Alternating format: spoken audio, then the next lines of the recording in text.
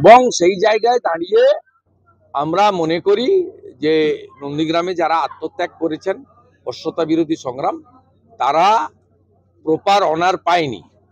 আমাদের ব্যক্তিগত প্রচেষ্টা, আমাদের নন্দীগ্রামের যারা ইলেক্টেড ছিলেন পঞ্চায়েত 8-এ, সবার কাছ থেকে চাঁদাপত্র জোগাড় করে আমরা শহীদ মিনারটা বানিয়েছি। সরকার বলেছিল এখানে যে স্মারক বানাবে, করেনি। সরকার বলেছিল গোকুলনগর অঞ্চলে রেসিডেন্সিয়াল মডেল স্কুল দেবে শহীদদের স্মরণে 1 থেকে 12 গোকুলনগর অঞ্চলে, করেনি। নন্দীগ্রাম প্রপারে একটা ভাস্কর্য তৈরি হবে শহীদ স্মরণে, সরকার সেটা বানায়নি। এমনকি 4 জন আমার সঙ্গে ছিল বলে 4 লক্ষ টাকা করে যে ক্ষতিপূরণ, সরকারি ক্ষতিপূরণ চেক, তাদেরকে দেওয়া হয়নি। আমাকে 8 মাস 1 বছর ধরে তারা চাইনি, আমাকে দিতে হয়েছে পাট পাট করে।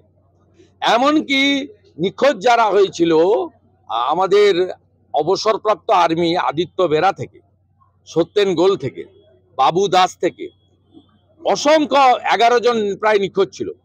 সুব্রত প্রামাণিক নিখোঁজ ছিল, এইভাবে লালুগিরি নিখোঁজ ছিল।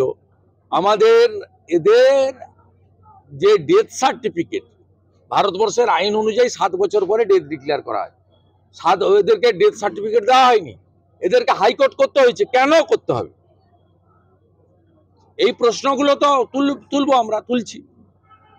তাই আজকের দিনে আমরা শহীদদের স্মরণ করছি এবং একাত্ম থাকার আবেদন করছি যে সব জায়গায়। আর আগে হারমাদদের অত্যাচার আমরা সহ্য করেছি, এখন জিহাদিদের অত্যাচার সহ্য করতে হচ্ছে। হনুমান পূজা করতে গেলে মারবে, অমুক করতে গেলে মারবে, ভোট হবে মুসলিম এলাকায় কাঞ্চননগরে, এত স্কুল নেই, এত কলেজ নেই, একদম ওইখানে সেখানে বোম পড়বে। এই কালচারটা ভালো না। আর যে দুটো 1 মাসের মধ্যে যে দুটো ঘটনা ঘটেছে, আমি মনে করি অরাজনৈতিক ঘটনা। আমি আগেও বলেছি যে কোনো খুনকে সমর্থন করি না, সে যে দলের হোক, যে ধর্মের হোক, যে সম্প্রদায়ের হোক, এবং তার সঙ্গে যারা যুক্ত তাদেরকে গ্রেপ্তার করুক। এবং আমি তো কানে শুনেই বলে দিয়েছিলাম, বিষ্ণুপদ মণ্ডল যিনি মারা গেছেন, খুন হয়েছেন, তার পারিবারিক বিরোধে গেছে তার মামার ছেলে। আমি শুনেছি, আমি তো আর চোখে দেখিনি যে উত্তম মণ্ডল এই ঘটনা ঘটিয়েছে।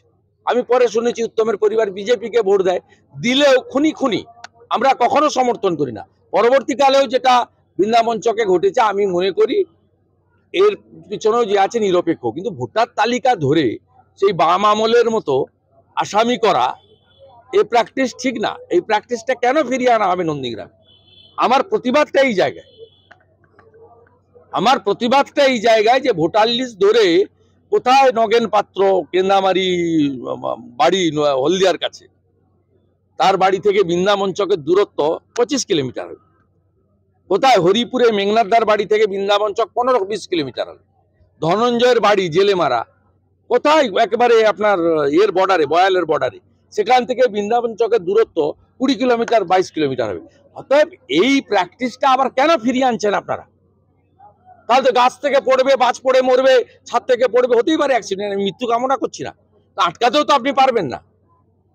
এটা সিপিএম করেছিল, হরে কৃষ্ণ চিত্তি সাপ কেটে মারা গেছে, তাকে বুদ্ধবাবু ক্ষতিপূরণ দিচ্ছে স্টেট ব্যাংকের মাঠে, বলছে হরে কৃষ্ণ চিত্তি তাকে ভূমি উচ্ছেদ প্রতিরোধ কমিটি মেরে দিয়েছে।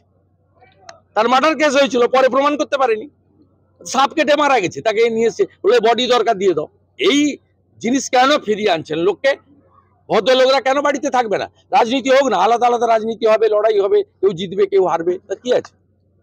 এই প্র্যাকটিস বন্ধ হওয়া দরকার আছে। আমি এটাই সকলের কাছে আবেদন করব, এবং এরা শুনবে না, শোনার পাত্র নয়। কারণ পান থেকে চুন খুসলেই আইসি ট্রান্সফার, অমুক ট্রান্সফার, দমন পীড়ন আছে।